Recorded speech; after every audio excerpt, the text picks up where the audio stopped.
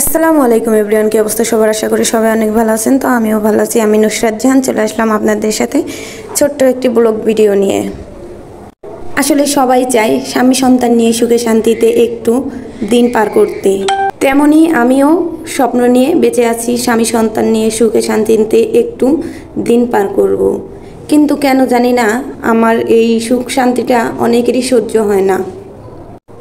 তারা সারাদিন নিজের খেয়ে পরের গুণ গায়, আর তারা মনে হয় আমাকে নিয়ে সারাক্ষণ পড়ে থাকে। কেন ভাই জানি না, আমি বুঝতে পারছি না এদেরকে কি বলা উচিত।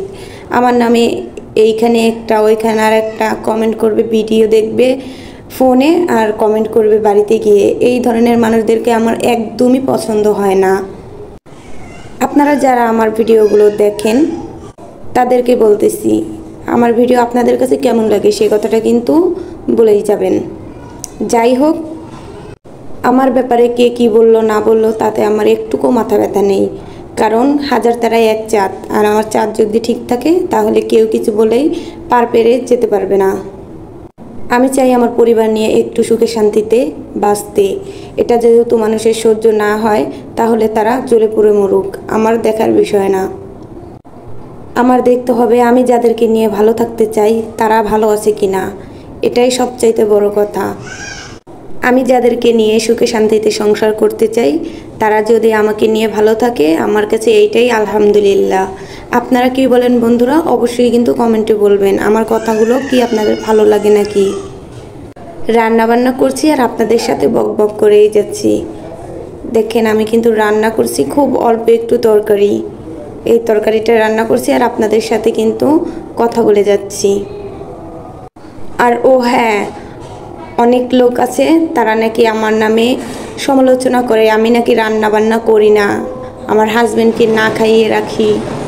এই ভিডিওটা আপনাদের জন্য বিশেষ করে।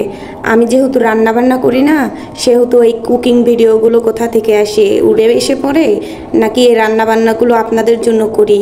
আমি আমার স্বামী সন্তানদের নাকি যত্ন রাখি না, খেয়াল নেই না, তাই মানে আপনারা বলতে চাচ্ছেন যে এই রান্নাবান্নাগুলো আপনাদের জন্যই করি। আসলে মানুষের পিছনে সমালোচনা করা বাদ দেন, নিজে কি করবেন সেইটা ভাবেন।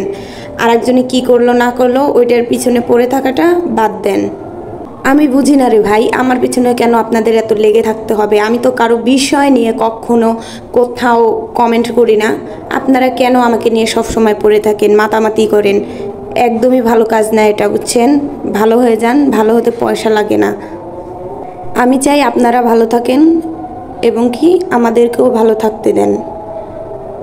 আমরা আমাদের মতো কিন্তু খুব ভালো আছি, আপনারা এই ব্যাপারে কথা না বললেও হবে, আমাদের ব্যাপারে আপনাদের মাথা না ঘামালেও হবে। আশা করি বুঝতে পেরেছেন। তো আজকের ভিডিওটা এই পর্যন্তই, ধন্যবাদ।